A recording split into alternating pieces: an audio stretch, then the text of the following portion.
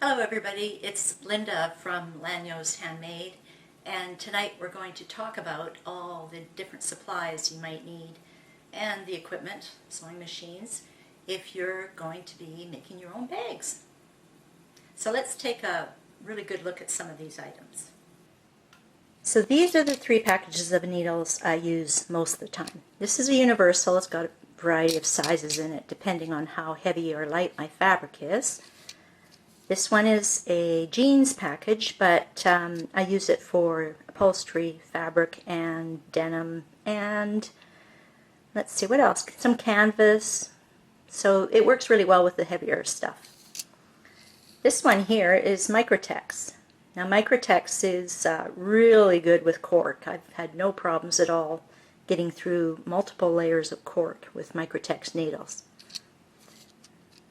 So there's the 3. So everybody who sews always has a bunch of pins, and pins work out really well, except sometimes the layers you're putting together are too thick, and a pin won't help you at all. It'll just make things worse. So that's when I like getting out my Wonder Clips. You've probably seen these before.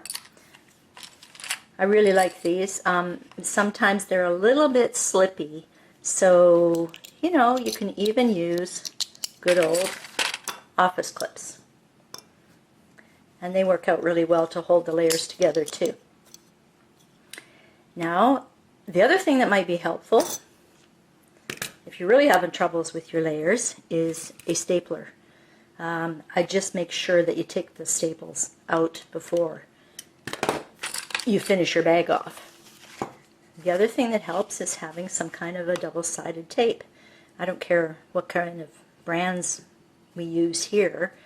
This just happens to be the one that I have. And sometimes another thing that helps is to have a glue pen. Like I said again, it doesn't matter what brand you have, but I do like having a glue pen sometimes. Sometimes I rub it on the edge of a cork strap and it kind of seals it so that the threads don't hang loose. Now isn't it pretty having these pinks and blues together? Of course we need scissors. This is Singer brand actually, and I'm quite happy with them, but of course they didn't pay me to say that. This too is a match for this one. Small scissors just for snipping. And of course we must have a seam ripper or 2, because mistakes are made. Now if you don't want to go the scissors route, you can get a rotary cutter. These are pretty cool. I like these. It makes it easy to cut out the squares and pieces you need for a bag. It's got a safety on it, right? And you just unscrew it and stick in new blades. So I got this one for my sister, and they pretty much last forever. But of course, if you're using a rotary cutter, you're going to have a mat. This is a self-healing mat. And you put your fabric down on it, measure out what you want, cut it, and it'll be just fine. It'll protect your surface. Now, of course, I still have my measuring tape and my little ruler to help measure out some of the small pieces. But I also use plastic rulers, and they help measure out my pieces too. So it's up to you what you like. You don't have to go with this stuff right away. You could do scissors, measuring tape, that sort of thing to start with. But it's fun afterwards to continue on with this. It makes your job a bit easier.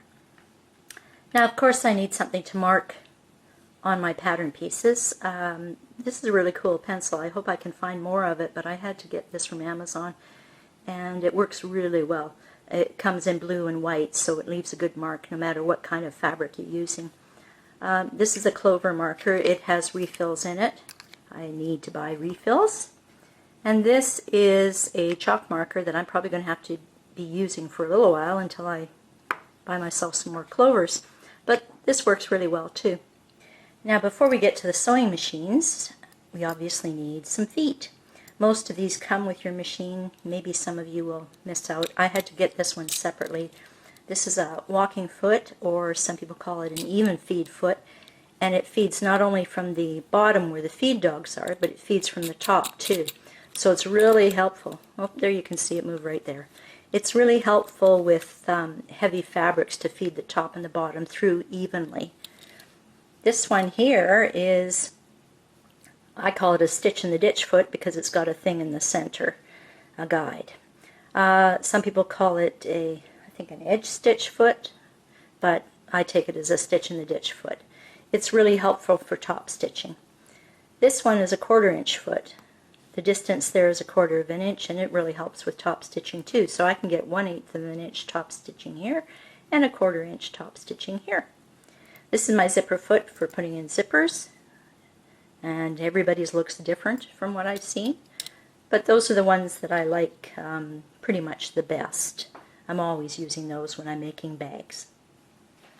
Now, this is a lovely machine. It's got lots of stitches. It's got the needle position goes left and right, and it goes up and down. I can choose that.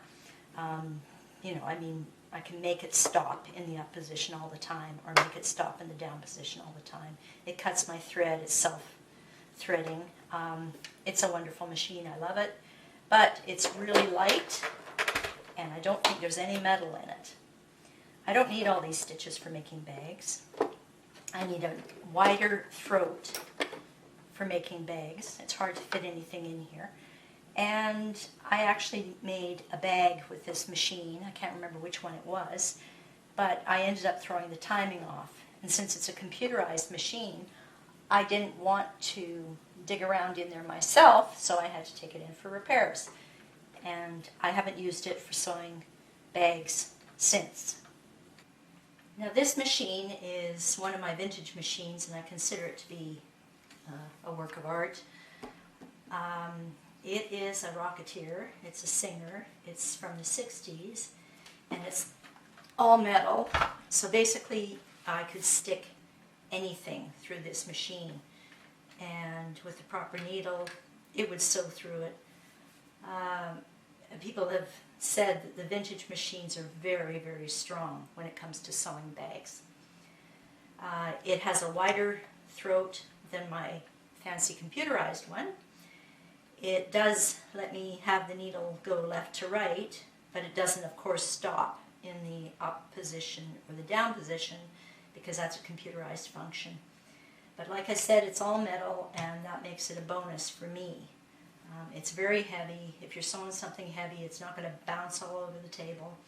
And quite often you can get these for a good price. So you don't have to buy a really fancy computerized machine just to make a bag. You can get yourself a vintage machine, and just as long as it's heavy and it works, you will do just fine. So this is the last machine I wanted to show you. This one's heavy duty. It's quite heavy. When I was in the store, they showed me actually which metal parts are in here, and it makes it pretty sturdy. I've never thrown out the timing on this one. It's not computerized, so it doesn't have, like the other one, has the automatic up when you stop sewing, or automatic down. You could set it. But the needle does go left to right, which is helpful. It's a simple machine to use. You can change the pressure on the pressure foot. It has a real wide throat on it, and I'm pretty happy with it. It served me well. It's a good machine for bags. So basically I'd be looking for something that's got some metal in it, whether it's vintage or brand new. Simple to use, not computerized. And I think that's about it. Oh, I do love the wide throat. I'm able to shove all sorts of bags into this one. I think I've answered the Facebook question, do you need an industrial machine to make bags? No. If you're using heavy leather, you should get the proper machine. But I've been making bags with upholstery fabric and really soft leather and denim, and I've been doing just fine, just as long as I have a machine that has some metal in it and is mechanical, not computerized. And so that makes it a pretty heavy machine to use, not a lightweight. Now, I think there was something else I was supposed to tell you to remember. Oh yes, don't forget the chocolate and the coffee. It'll get you through some really tough times. So next time we see each other, have some cotton, have a 7-inch zipper, and we'll get started with our first project. And in the meantime, be sure and like and subscribe so that you can keep track of all the lessons and you don't miss out on anything. Thanks very much. I'm Linda from Lányos Handmade.